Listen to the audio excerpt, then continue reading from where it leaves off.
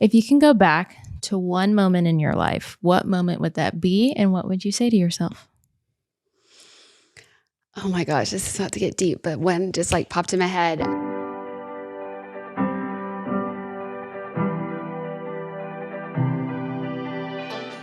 Hello, everyone. Welcome back to another episode of The Squeeze. I am Taylor Lautner. I am too. Oh my goodness. Wow. Never said that before. So we have a very special guest on our show today. Yes.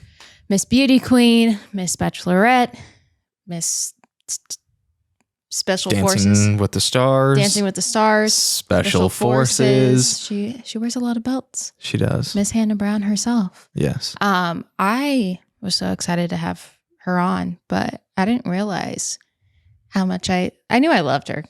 I just love how she's herself and she owns who she is, and she's great. But I just loved our time with her, and she had a lot of really good words of advice and pearls of wisdom. And I only knew what I knew of her, which is what most people know of her. And I already, I was a fan of hers on the show and think she's just very smart. But doing our research on her, we learned a lot about her that I had no idea of. And it was just super cool to dive into that and, learn what makes her brain do the things it does. And I related a lot to a lot of the things that she spoke about. Yeah, I was going to say, you guys definitely are very similar in how you approach things, kind of how you handle obstacles and whatnot. But I think the biggest thing I took from that is the metaphor of the closet that she talked about. That's like the scary closet. I love a good metaphor because it just paints. I'm a visual learner. Like literally in nursing school, when I would make my flashcards and my study sheets, I would make everything in a color. And I'd be like, oh, diabetes is head trauma, or diabetes is red, head trauma is purple. Yeah. And that's how I would remember things. So when people have good metaphors, I just cling to that because she was full of good metaphors. Yeah. So we're excited to have you guys listen to this episode. And I think you're going to have a lot to take away from it. We love you, Hannah. Woo! Well, welcome, Hannah. Thanks for having me, guys. We are very excited. We're also very excited to introduce a new little segment of ours. Citrus Got Real. Oh. Just Citrus Got Real, where we have this beautiful lemon pitcher, and our guests will pull out a piece of paper, and that piece of paper will have a question on it. Super intense questions. Okay. Very intense. Should be nervous. So go ahead. Yeah. Just do the thing. Get in there. Whew. I never feel like I pick up the right one. Like I'm just like, oh, I should have just. I'm never confident in that. Okay. It's a long piece of paper. Yeah, it's a little unnecessary, but I like it because it's great to hold. What is the most annoying color? Okay, I'm like, wow, let me think of that. Okay, actually, yeah, I know. You have an answer? I think like a neon green. Ooh. Okay. I'm not it just hurts my eyes. It's loud. Yeah. I want something that makes me feel like at peace, and that definitely doesn't. So you're loving this. No, this neon. is You're okay yellow. with the neon It's yellow. yellow? It's yellow. It's Okay. the green. So it's just neon green. Yeah. It's the neon green really gets me. Yeah. I don't know. No. And maybe a neon orange. Okay. I would say those two. Okay. Not a neon yellow though. Okay. Good to know. Good. What's yours? What's my most annoying color? Yeah.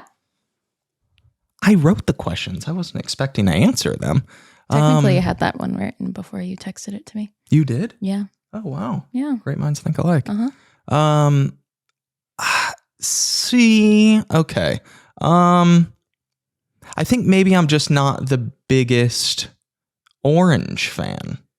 Yeah. I was going to say a neon. I liked the neon. The neon really stuck to me. That was smart. Yeah. But I don't know if I can do orange. Maybe that's just me. Yeah. No, I don't think it is. I think. But I love fall.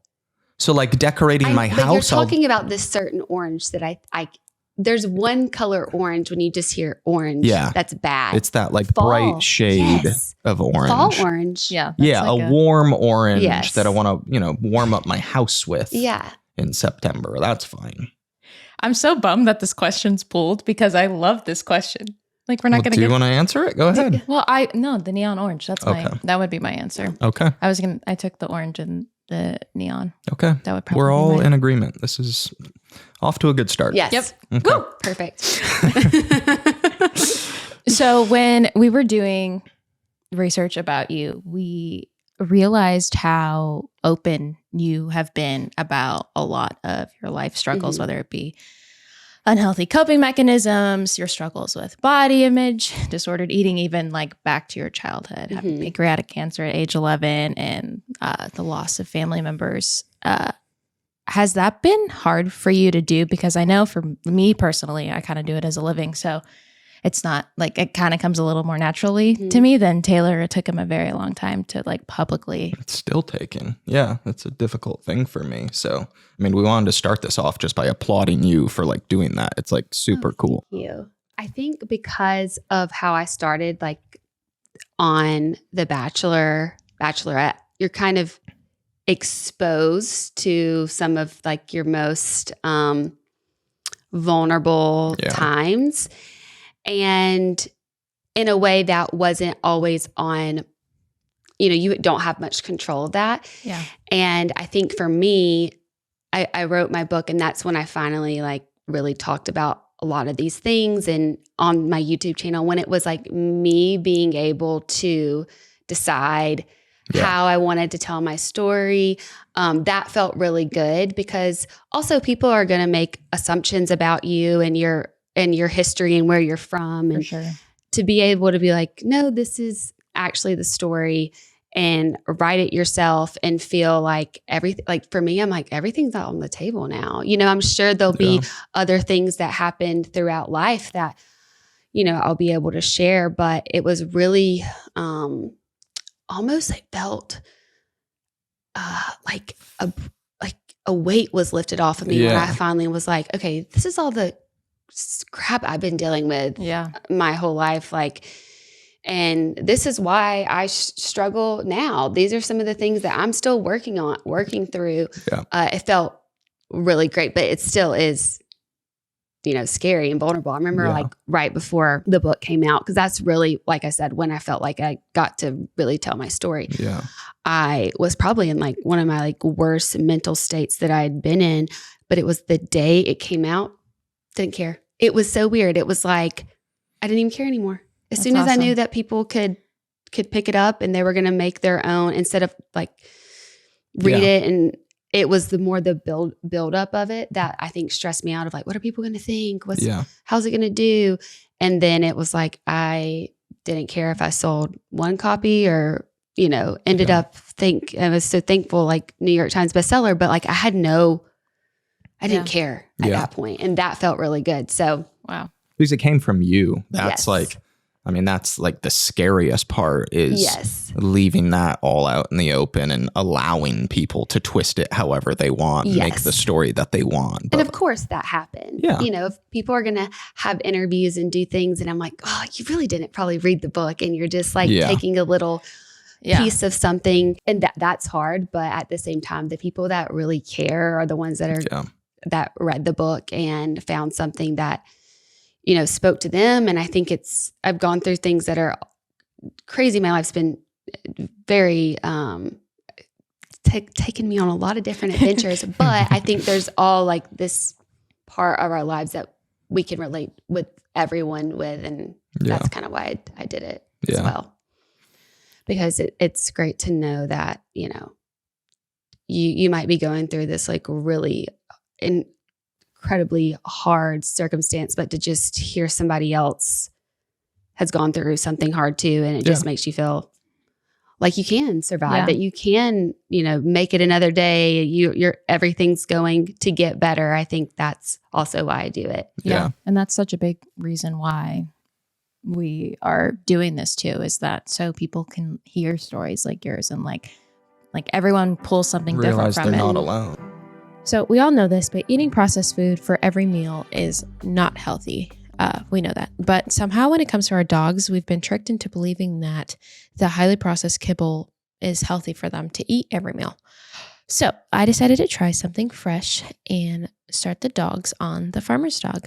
The Farmer's Dog is made with real food, fresh ingredients, and it's so great because each bag is personalized to the dogs and it comes pre-portioned. So Lily has her own bag, Remy has her own bag, and each bag is portioned for what the certain amount of food that they need for the day, whether it's based off of their weight, how much they normally eat. So it makes it super simple to portion out their food. It's convenient, it's fresh, and I have been loving seeing the dogs just like light up when I go to the fridge to get it for them. So to get 50% off your first box of fresh, healthy food from the Farmer's Dog, go to thefarmersdog.com/thesqueeze. Plus, you get free shipping. So go to thefarmersdog.com/thesqueeze to get 50% off. Again, that's thefarmersdog.com/thesqueeze. Was there one of those obstacles that you talked about that you would say shaped you the most or had the biggest impact on your life? That's probably a tough question. No, yeah, I'm still trying to figure that out. I mean, I didn't start therapy, and really, I love my family, but just where I was from, like nobody really asked me about my feelings. Yeah. The first time I actually remember somebody like asking me about like how I felt or how I was doing genuinely was, well, I don't even know if it was that genuinely, was on The Bachelor. Yeah. Which, you know, that's not therapy. Right. I like. You didn't go on the show for therapy to find yourself? But honestly, I was like, I love this. I would sit in the interview room with them for literally 4 hours. I'm like, oh, somebody just wants to know about me, giving them wonderful content. But for me, it was just like, oh, somebody's asking about me. Like, this is really feels good. Feels good. And so that's not the healthiest place to do therapy. And then, you know, life went a little, it was a very hard time. And I finally started therapy like 2 years ago. So I am still in the process of figuring out what is the things that have impacted me. Like, why do I sometimes still struggle? I'm doing EMDR therapy now just for some like trauma things. But if I could guess, probably what happened when I was really young with my family members being murdered. I think that I was 6 years old, and it was just it was never really discussed. And it was such like a taboo thing because it's something that's hard to discuss for people, and it's kind of scary. And I think that, and then just having other life experiences on top of that, and still keeping that same mindset of like, we don't talk about it, it's gonna be fine, just smile through it. Like I took that as, okay, we'll just do everything really good, and just that will get the attention instead of everything else. So that's probably like the first thing that really affected me that I can remember. So I would say that's been the thing that I've learned a lot about myself from, and how I handle different situations, and why I sometimes act the way that I do. I think stems from all that stuff that happens when you're really young. Yeah. And we like forget about that. Obviously I never experienced mental health until I started working in the hospital. And then like, since like going to therapy and figuring, like working through that, I've realized like exactly what you're saying. Like the depth of some of like issues that I have literally stem from like my childhood. I was reading a book called How to Do the Work, and I got halfway through it because I was like wrecked from it, because it talks about stuff about your childhood. I'm like, oh, I forgot about that. Oh, like, I mean, my parents are great. Love you, mom and dad. But you know, it just like, it brought up so much stuff, and I was like, oh, well, this explains a lot. Yes. Yeah. Cause I feel like a lot of this is true for me.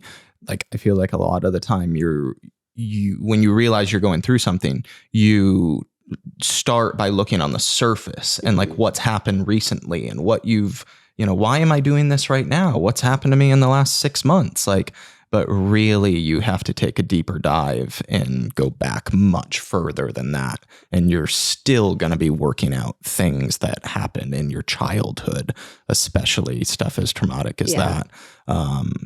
Maybe forever. But as long as you're taking those baby steps. For sure. That's I call it like the scary closet, like I felt like my scary closet was like packed to the brim, and I kept like shoving the door to like it would want to pop out. I'm like, nope, shove it. And now I'm just I opened it and it just all started falling out, and we're trying to organize it in my brain and make it a closet that everything fits. It has its place. It doesn't mean that it didn't happen. It's just we can open the closet, see the scariness inside, the parts that are scary, the parts that are good, and I can easily close it back, and it doesn't just like bust open. Yeah, that's what we're working on. Yeah, I know. Wow. As long as you have it all labeled. Yeah. So when you want to check in on it, go to that one.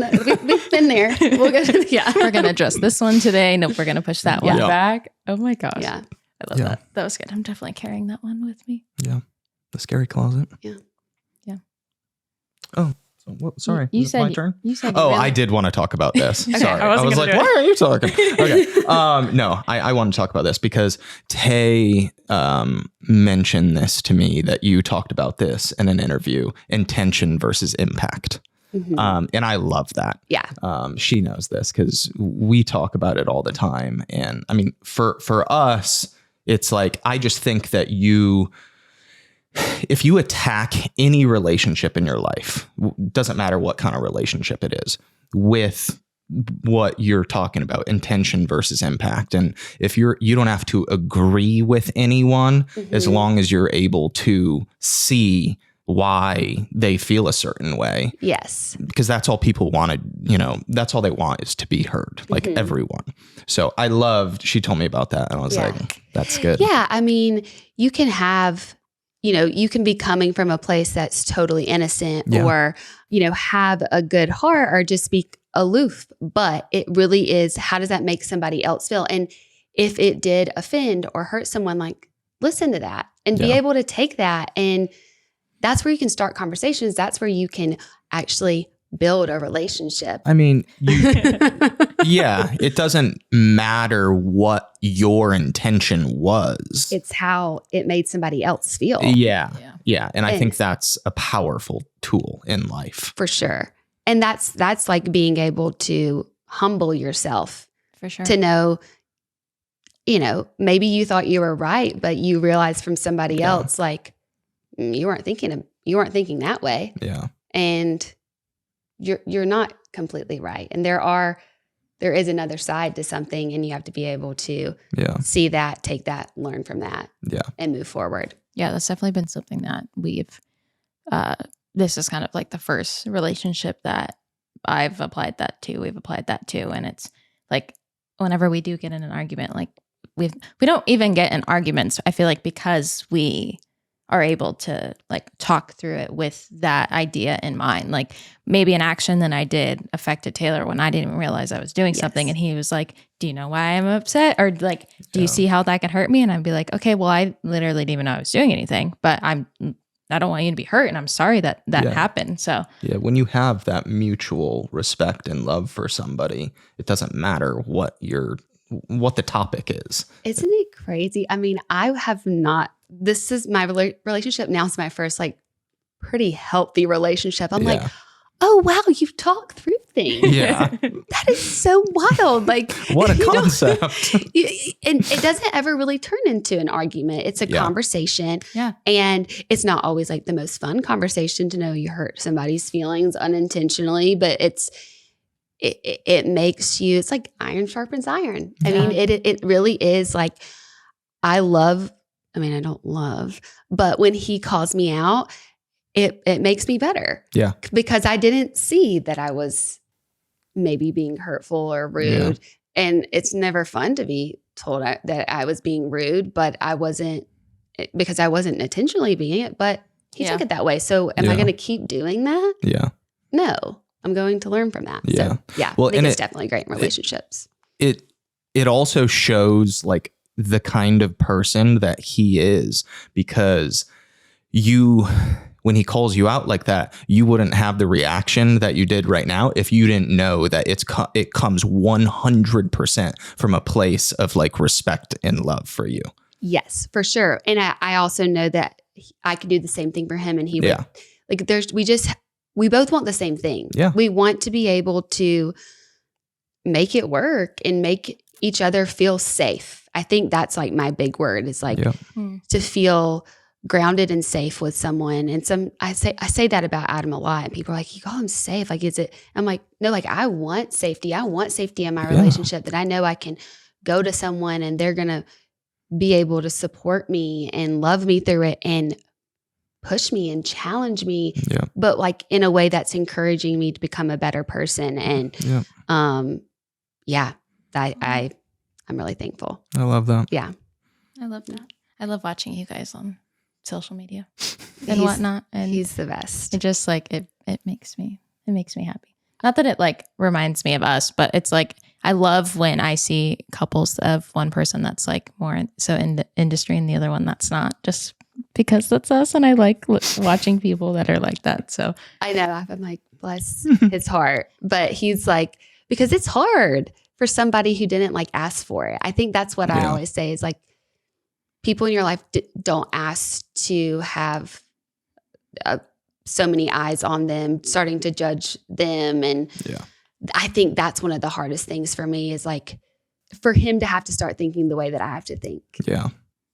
You know what I mean? Like it's a tough transition. It's about, it's that intention versus impact kind of thing. But like to this like, crazy level of just like, what is this going to look like to other people? But also trying to just be ourselves. There's like this line that you have to follow. But thankfully, because our relationship is like really great, it's just, we kind of get to just be us. But yeah, I think it's great to see I love that. couples like us. Yeah. Cheers to healthy, happy couples. Yes. Woohoo. Cheers. How long have you guys been together now? A little over 2 years. Okay. So Amazing. Oh my gosh. That's Love it. Our 5 years on Thursday. Wow.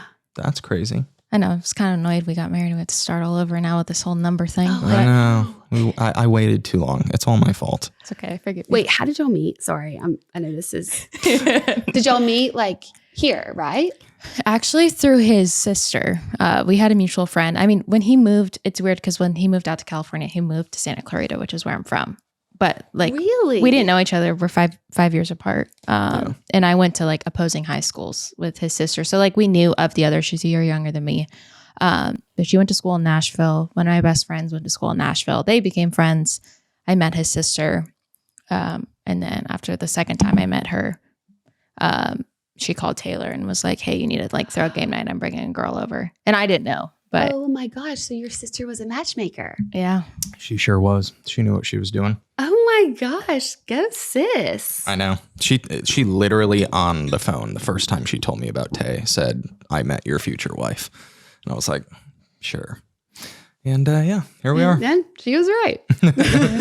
Worked out. Thanks, Well, sis. on the note of healthy relationships, I want to go back to an unhealthy relationship. Oh, perfect. Oh, fun. Let's do it. Obviously, we want to talk about your time on the show as a bachelorette, but also on The Bachelor. Like, how was that for you? Because we have friends that have been on the show, and like you hear everyone's experiences, like so different. So like we just want to know, like we're curious how it was. And for you. I'm a big fan of the show. Yeah. I have definitely trailed off like many have. Yes. But I started watching the show when I was 10 years old. Yeah.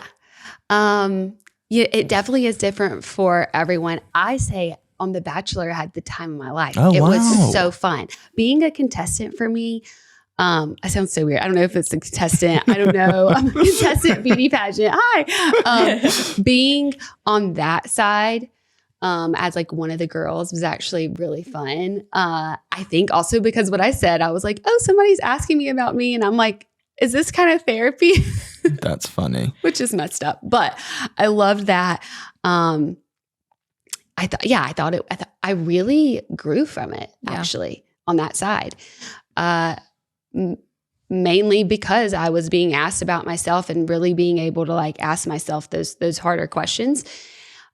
as the Bachelorette, there's a lot of pressure. And you also go from like, I lived in Tuscaloosa, Alabama. Like I did pageants to try to get myself out of this smaller town, of Roll Tide.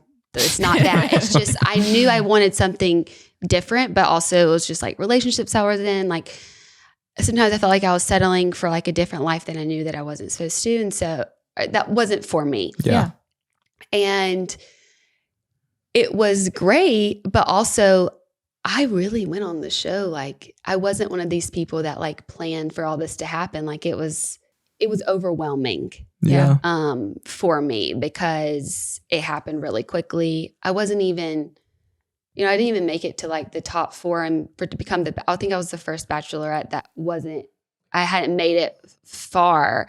And so I think I had a lot of like insecurities like going into it, that internally I was like playing these games with myself, I think, in it. Yeah. And also like, I think I knew if I would have listened to myself, I knew that my person wasn't there at first. Interesting. And I was upset about that because I'm like, oh, like that's the only reason I was doing this. I'm like, oh, maybe God like is opening all these doors because this is like what I'm supposed to do because I'm not pushing this at all. Yeah. I got randomly nominated for it. I didn't even watch the show really before. So it was all just like everything just kept happening for me. And I think I got a little defeated and a little lost along the way because I didn't trust myself in those situations, mainly because there's a lot of pressure and you want to do what's right for you. But then I think almost like the show, for me, not because of other people, like becomes important and you want to fall in love and you want to find your person. And then you do actually like start having genuine feelings for multiple people. And I don't think that's the right way to date personally, to like give your heart to people in certain situations. And like, what does that do when it doesn't work out for you? And I think that was my whole thing. It's just, it's a wonderful experience, but there is a lot that like you're kind of left with at the end. And then like when you're off the show, it's like, all right, now you have 2 million something people watching you and everybody's watching this. Like, this is like a huge television show and like, good luck. Mm-hmm. Yeah. Because like you're done now. Yeah. We're working on the next person. And that's really tough. Yeah. But I always say like, I'm so thankful for it. I wouldn't be sitting here today without it. Yeah. And I'd never been out of the country before I was on these shows. So I got to travel and learn a lot about myself, good and bad. And so ultimately, like, I'm so glad I did it because I grew from it. Yeah. Now, I probably wouldn't want my best friend to do it. That's what I would say. Right. Like, I think it was my plan to do it. Like, I really do, even though sometimes I was like, did I listen wrong? Did I make some choices that I wasn't supposed to? And like, that's probably a yes. But people ask me and I'm like, I would not want my best friend to go through that. Yep. Because you never know. You could be gone the first day and like it was a fun experience, but it could also be really hurtful. And it's not worth it. Yeah.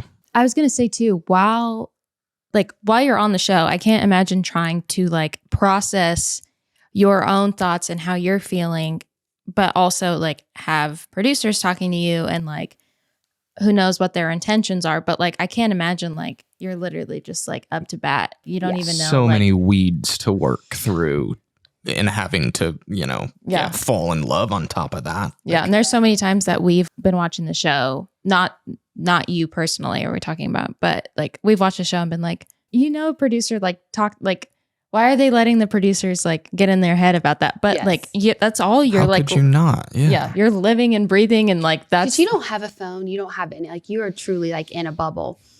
And yeah, it's really hard for me. The first time when I was on The Bachelor, I thought it was fun. They'd be like, mess with this, say something about this. And I'm like, oh, that's freaking funny. Okay, I'll say, yeah. I'd be like, okay, yeah. Not really, because I didn't watch the show before. I didn't know what was really happening, but I was like, that is freaking funny. Like, let's talk about that. Like, I loved it. I loved, like, they would, say something, Stir the pot. And I'm like, let's just go for it. And truly, like, I would tell anybody if they're on the show, you need to have my attitude going into that, because it was fun. And you have a lot more time to process, actually, because, one girl's going on a date, then you're all at home. Yeah. I journaled and just kind of say to myself a lot of times, not because I didn't like the other girls at all. It's just like there's a lot of crazy going up in here. We gotta like try to like figure out what that is. And that was important for me to have that time. But when you are the lead, a production like cost of, you have this amount of days. Yeah.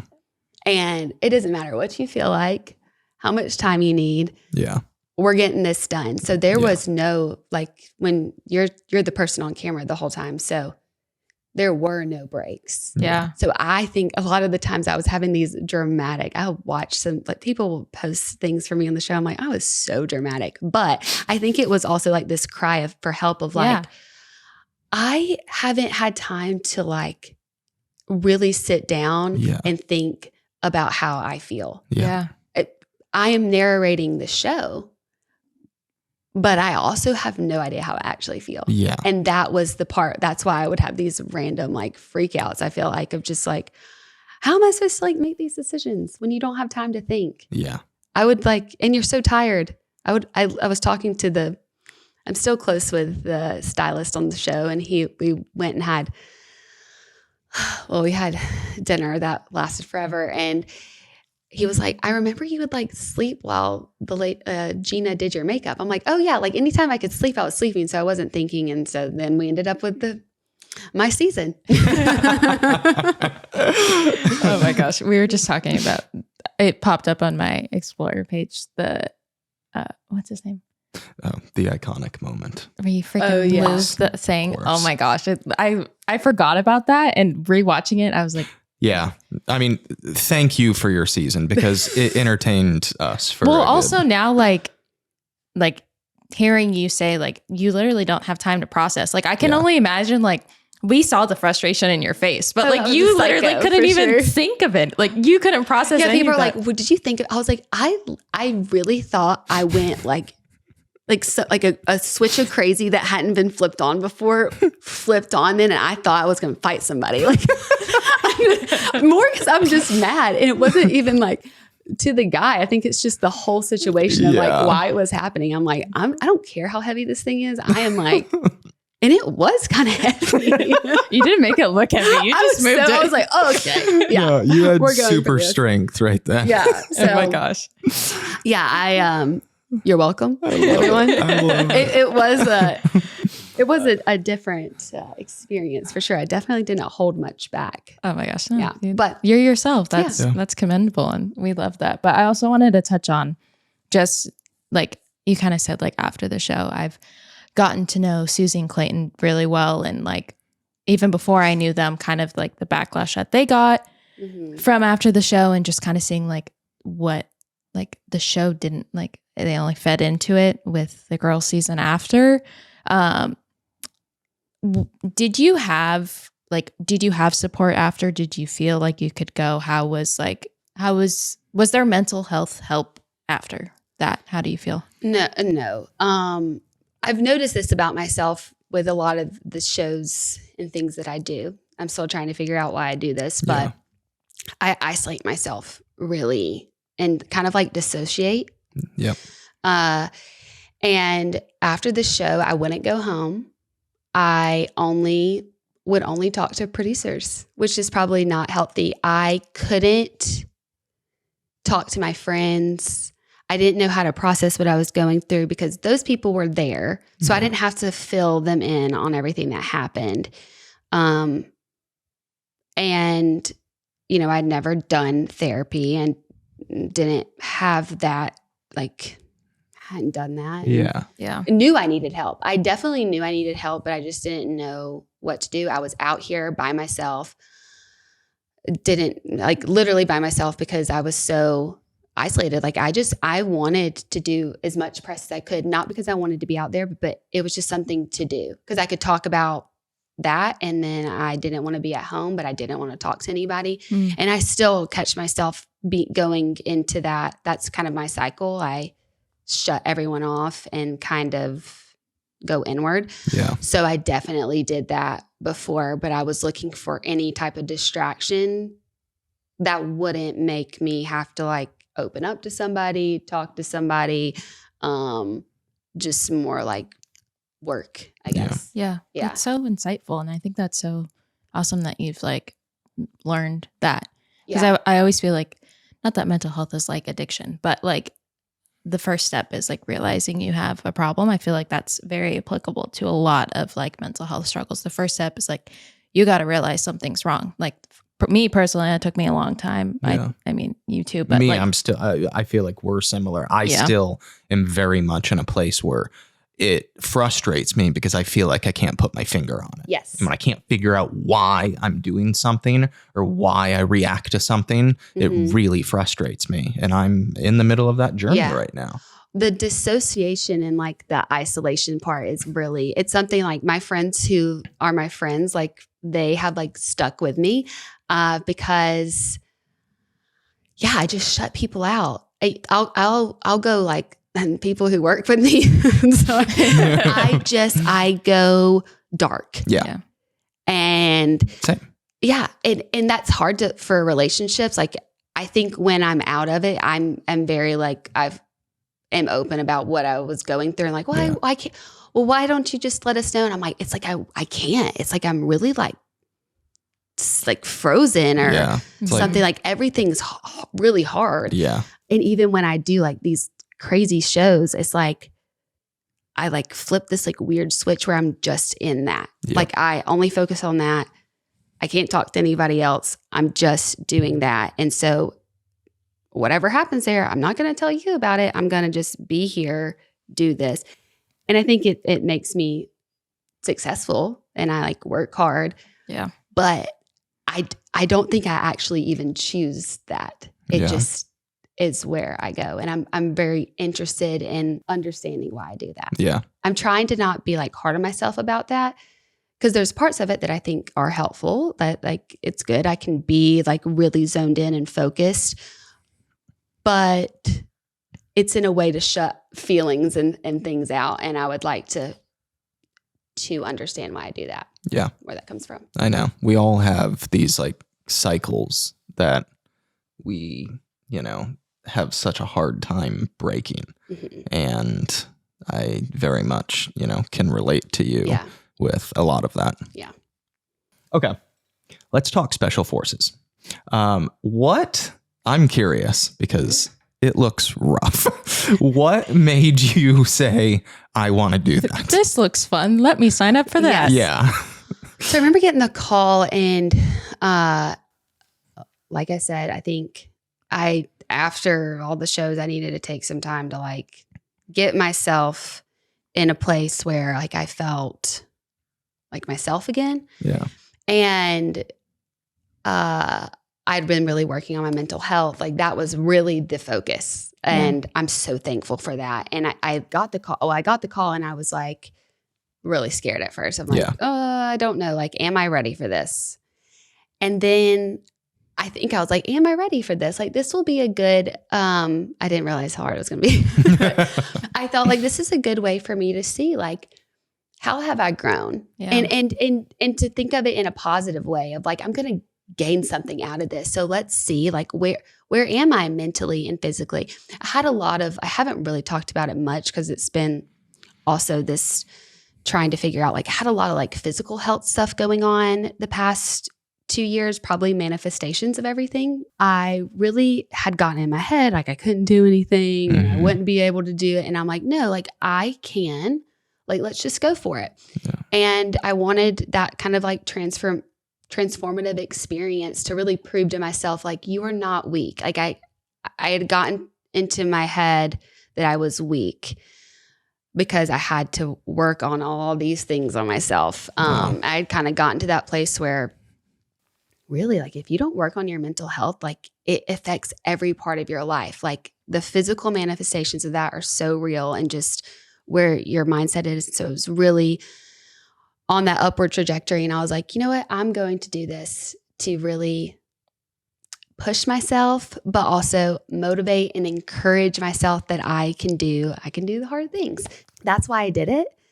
I was terrified. Yeah. Like I was talking to Adam about like, just about the experience. It's like, I remember you calling me like the day you were about to go in, and like I was so nervous because I didn't know what to expect. Like I had watched the show is originally from the UK. Okay. And so I tried to find some episodes and watch that, and it looked intense. And I was like, oh gosh. What have I done for? But you still like it's way worse. I'm going to say that. Like what you guys see, it's exponentially harder because it's like when I watch the show, I'm like, that didn't even look that hard to me, because I'm like, oh, it was truly like in some moments like really miserable. And so it's just funny, like going back to like what I think the fear of the unknown was what was really getting me all riled up. And then you're just in it, and then you're there, and then just trying to figure it all out was a challenge. But yeah, I'm so glad I did it. Okay, that was gonna be my next question is, did you get what you were looking for? I definitely did. I found out I'm so much stronger than I think I am. I think when I saw the cast, there's a lot of people who are Olympians or professional athletes. And I was like, oh gosh, here I go with going into like a comparison. And at first I'm like, how am I going to do this? Yeah. But that's not what this show is about. Like it's physical and mental strength. And there's going to be things that other people are going to be better at than I am. And then I think there are moments where I find my own strength that I didn't even know I had. And that was really cool. And that is why I'm so thankful that I did it, because it kind of gave me that confidence in myself that even when the thing looks impossible, or other people have thought I couldn't do it, or I didn't think I can do it. Like there are things that I was able to like put one step in front of the other and get it done. And yeah, that's something that I'm really proud of. That's so cool. It's wild. I like literally even just the commercial clip they show of you guys getting dunked into the water, like in the car. No, like thank you. I just had an issue watching Avatar because they're like swimming underwater, and I get like claustrophobic, and like literally seeing real people voluntarily getting submerged into water with the seatbelt in a car. I'm like, I literally told Taylor, I was like, I don't think I can watch this episode. Yeah, she was like, I can't watch it. Oh my gosh. Yeah. I mean, that was what was really cool too. I mean, you're put up against those fears that you're like, oh, absolutely not. And you get to decide if you're going to let that stop you. Yeah. It's that like faith over fear, like really put to the test, because I kept telling myself, I was like, you're not going to die. You're not going to die. You can't die, right? This is a show. I was like, this is still a show. I know it doesn't feel like it, but like, I'm not going to die, right? But like that, it was to that point that I was telling myself, just remember, you're not going to die. It was that like intense. But so I would encourage anybody to do that experience, like, because it's something, first of all, money can't buy. You're never going to be like trained by like special forces and do these crazy tasks. But also just like what you get out of it is really just special. Yeah, I was just going to ask, would you tell your best friend to go on this show? I would tell my best friend to go on there this you show. go. I would, absolutely. I would tell him that it's going to suck sometimes. But I think the best things that you do in life are the ones that like in the moment, like do kind of suck. It's the things that scare you too. It's the things that scare you are the things you learn the most about yourself from, even if you fail. Like it's just pushing yourself. So yeah. Best friend could definitely do the show. I love that. I would be like, good luck. Yeah. Oh my gosh. That's awesome. You're so cool. Yeah. Yeah. Well, congrats to you on that. That's just, I don't know if I could ever do that. It's wild watching that, and you should be like so proud of yourself. Thank you. I am really proud of myself. It was honestly the thing that would take most of us out, I think, is the living situation. And not just like that was The because bathroom? the task, I just would tell myself, you're not going to die. And like, it's not like it can't last that long. But then you go back and you're like, it doesn't get any better. Like it never gets better. Right. Yeah, just the bathrooms, the sleeping situation. It's 120 degrees and you have Oof. 2 shirts that Wow. you've just sweated through. You can't really clean them. Yeah. My hair after just when I got off, I had probably like an inch thick of like sand just in my hair. I had to wash my hair so many times. Oh my gosh. Because you were just a dirt ball. Yeah. You're just a They got walking you dirt rolling ball. around in there. And you just kind of stay that way. oh my gosh. This was definitely not about like I'm like, we look so bad. Like this is like, you can tell like this is not that this is real because nobody would look like that if they weren't like having to tell themselves they're not going to die. So Oh my gosh. you're not thinking about anything else. But yeah, it was a very humbling, empowering experience at the same time. Can only imagine. Yeah. I love that you got that out of it. That's so awesome. Where can we watch it? On Fox every Wednesday. Okay. Yes. On Fox Tune every in. Wednesday, 8 p.m. Eastern Standard Time. So yeah, you all watch. I can't wait. It's a really cool show. I don't think there's anything like that on TV right now. Definitely. And it's cool to watch everybody's stories. I'll watch people like in those moments of like, absolutely, I cannot do this, to decide they can and prove themselves wrong. Yeah. I think it's just really cool to personally being able to watch that, and my fellow recruits was really special. I think that's why we're like really bonded. Like we have a group, like we have a for real group text that Wow. we are always engaging in. Aw. And it's just, I've been on multiple reality shows and this is like the closest knit show I feel like you could get. That's so cool. Yeah. Wow. It's cool. Yeah. It is. So What a Yeah. special thing. Okay. So I want to head into our little segment, okay. Lemon 11. We have Okay. 11 questions to ask I you. love the number 11. Perfect. We got married on 11/11, so we love 11s. Yes. Sure do. Do you want to start? Do you want me to start? Sure. I'll Great. start. Oof. All right. Good luck with this one.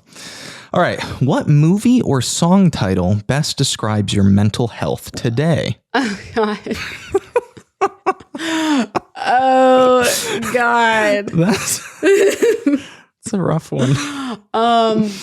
Movie or song title? Jesus, take the wheel. Carrie Underwood. Jesus, take the wheel. Oh, I love it. Yeah, probably that one. What a banger. Yeah. Wow.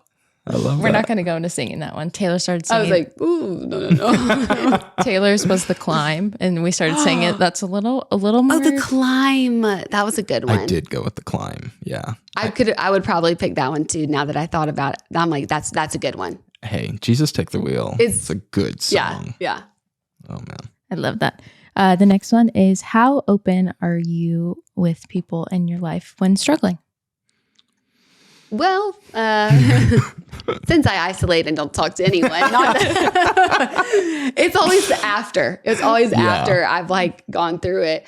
I would say with the people that are like living with me, I think there's obviously things going on. So we got to talk about it a little bit. Yeah.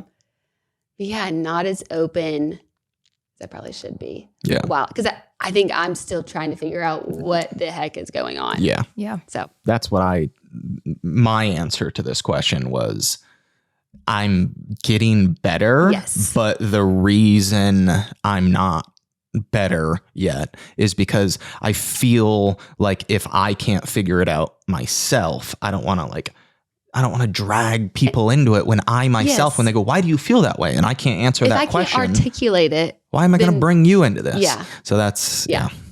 I get that. Okay. What is your favorite part of your morning or night routine? My favorite part is when I get to just read a like fiction book. Yeah. I think that's how I it's probably still dissociation. It's probably still bad. Oh, shoot. But I love just that, like, is a great way for me to wind down. It's a release. It's yes. You're just moving to a separate part of your brain. Yes. Yeah. So I love reading right before bed. At night, it's like, I like look forward to it. Yeah. I keep telling him that I want to, like, instead of watching 2 episodes, watch 1 episode and then we go in bed and read. Yes. Yeah. She has been pushing that. But like we also have, we have like a thing, like we watch a episode or 2 of something and then we go and read, and that's Adam reads too. Yeah. Oh, he's a big reader. Oh, wow. Yeah. But he reads smart people books. Right. That's what I say. Right. Which I will read smart people books. Do you believe me? I read smart people books now. But that's more like morning time that I'll do that. And I don't find that as fun. So, but he's always reading like some book that's making him better and learning something. I don't want that as my like 15 minutes before bed.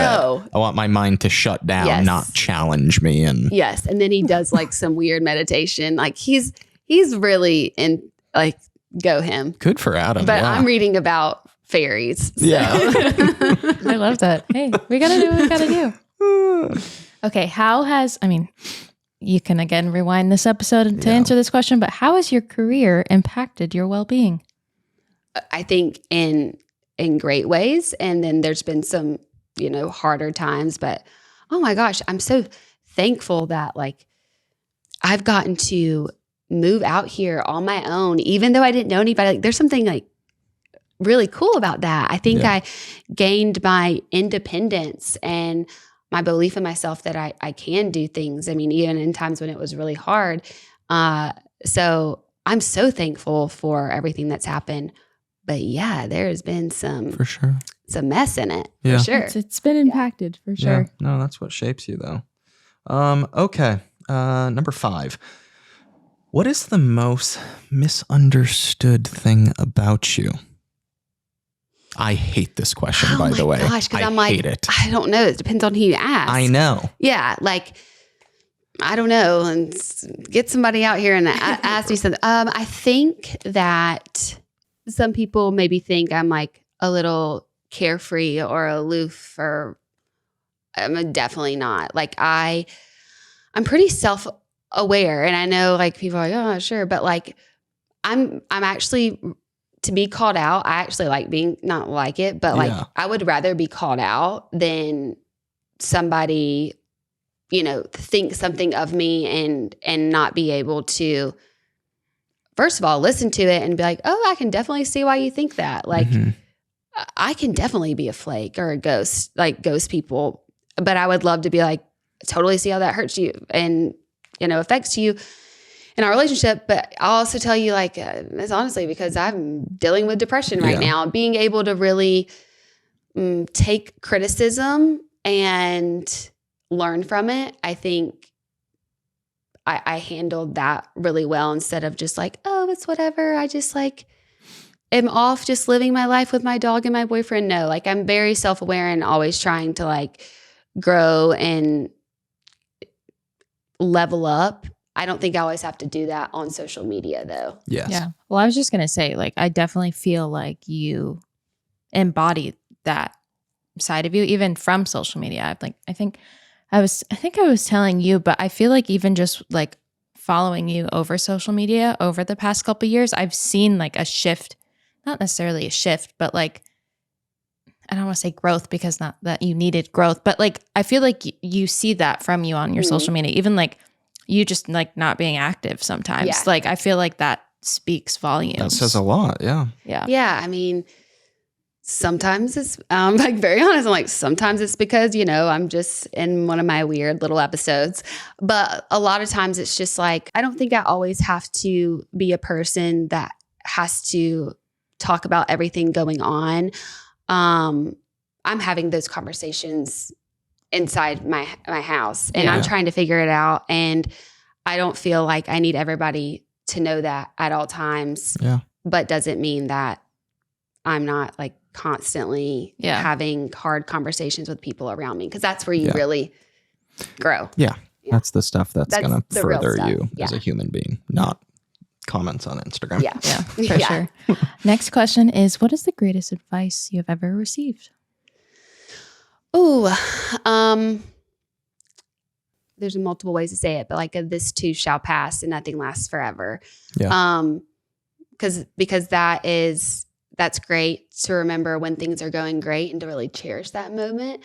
But also when things are tough and you feel like, how am I going to get out of this? Like every time that proves me wrong, that it does get better, that there will be something better than the way that this day feels.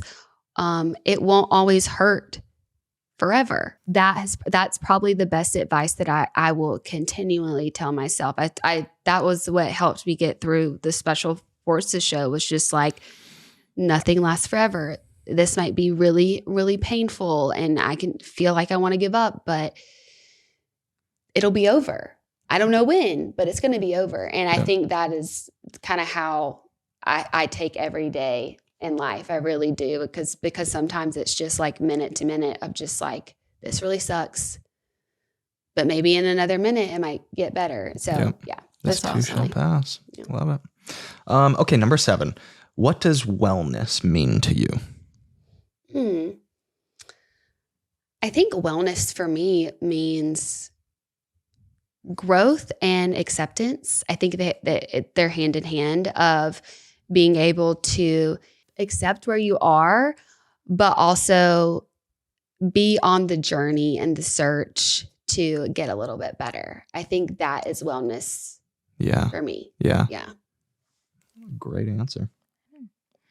What is your relationship with social media, and do you think it affects your well-being? You're like, duh. It definitely affects my well-being.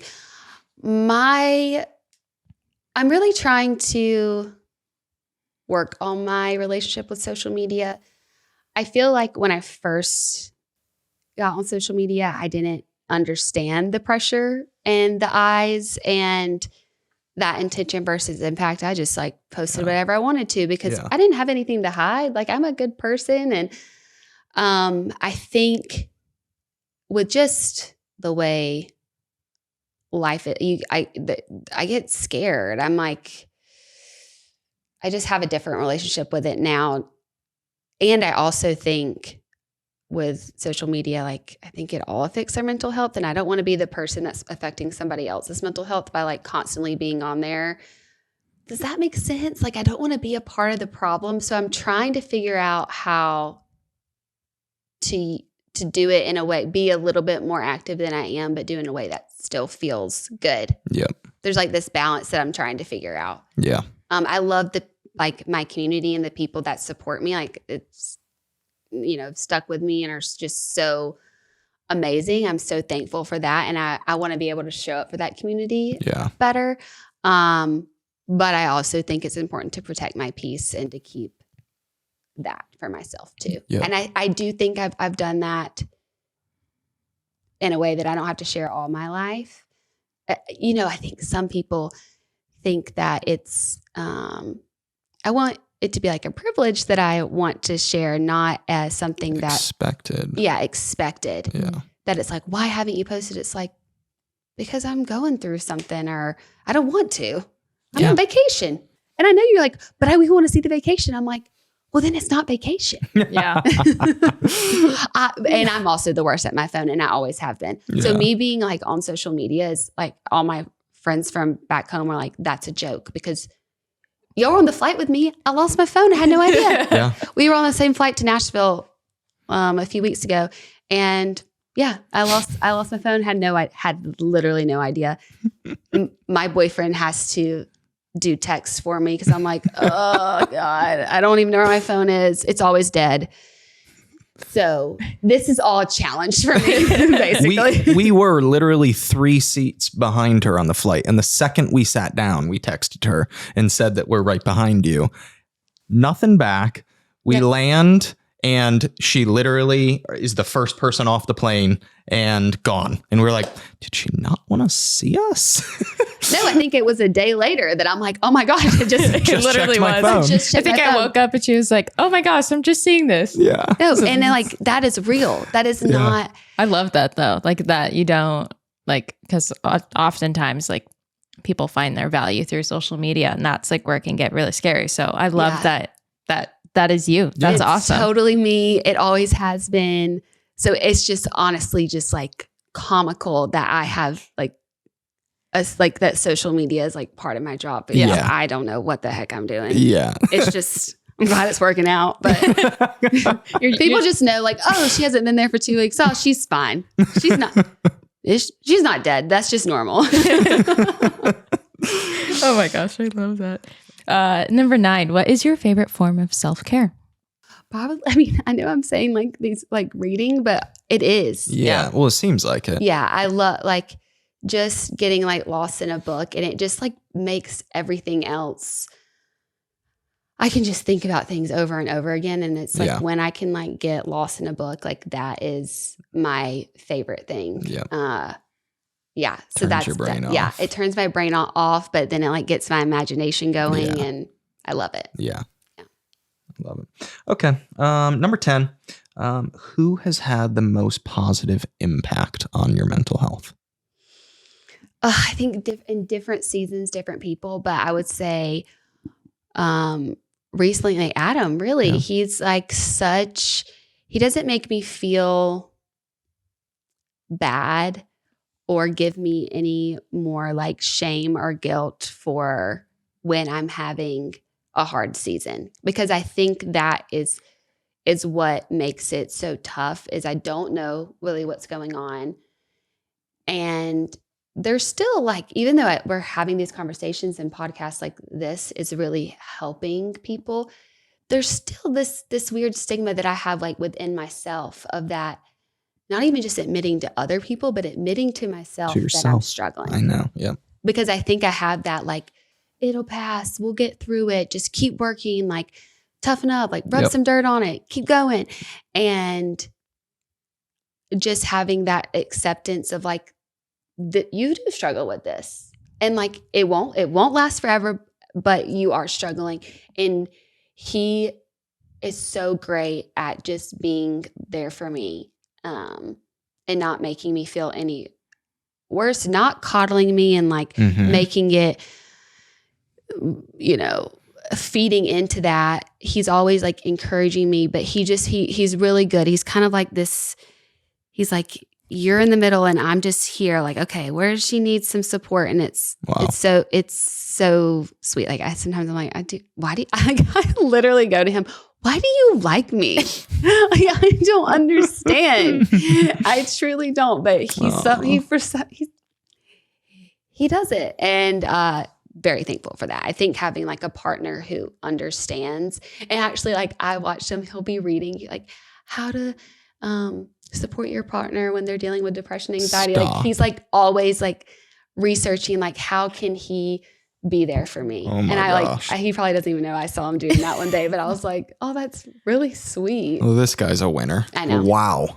I know. He's great. That's great. so cool. So happy for you. That's so sweet. All right. Last one. If you can go back to one moment in your life, what moment would that be? And what would you say to yourself? Oh my gosh, this is not to get deep, but one just like popped in my head. When I was a little girl, I'd already started to get this like, I don't know, I cared a lot what people thought pretty early on. And I remember I talk about this in my book, but I think about it so much. I'm like, there's probably some trauma in there. I don't know. But I used to love to color and draw.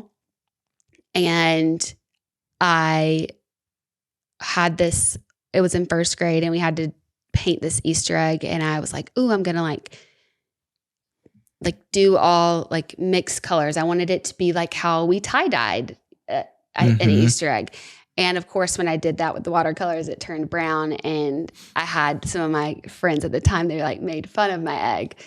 And it killed me because before when I was color, I would like win the contest and I knew how to like color in the lines and really dark and no white spots. And with this, I like took that moment to kind of just like be creative, and it didn't turn out the way I wanted to. And from then on, I think I was scared to like, I didn't paint or anything really after. And I would go back to that moment and like tell little Hannah like to keep like creating and don't let like so stupid like theirs are generic whatever like they don't even have a cool egg anyway, so who cares, like your brown, hey, it's not that cute, but like it's different than everybody else's, so it stands out. Oh my gosh. So yeah, I would go back because I always think about like, man, if I really would have let myself really tap into my creativity and not let like one little moment kind of stifle that, like what could have been in that part of my life. But I was on Instagram the other day and I got the painting by numbers. So we're going to try it again, guys. Oh my gosh. Let's go. I'm back at it. I'm going to prove my brown Easter egg that, I know what's up. So yeah, that's one that I think about a lot of like when I do have kids, like I'm not saying my parents like did anything wrong, but that would be something that I really want to foster creativity and learning from things when they don't go a certain way, like to keep trying instead of just like sticking with the thing that works. Wow. I love that. Well, I'm excited to see what you paint. We know because it's paint by numbers. It's going to be some tulips. Let's see if it can look like the picture, and if not, it's beautiful. Unique. Yes, it's unique to me. It's beautiful. Yes. It's unique. May I recommend some neon green or orange? Absolutely not. Okay. No, absolutely not. Well, thanks for squeezing us into your day. Be sure to watch Hannah's Journey on Special Forces on Fox. Yes. On Wednesdays, we're so excited to see what the journey comes for you and it. And we're just so excited to have had you in here. Oh my gosh. I'm so thankful I got to spend this time with y'all and talk about all our feelings and what we don't know and what we're trying to figure out. Yeah. We're all in it together. That's right. Sweet. Thanks, Han. Thank you. This podcast has been brought to you by Podcast Nation.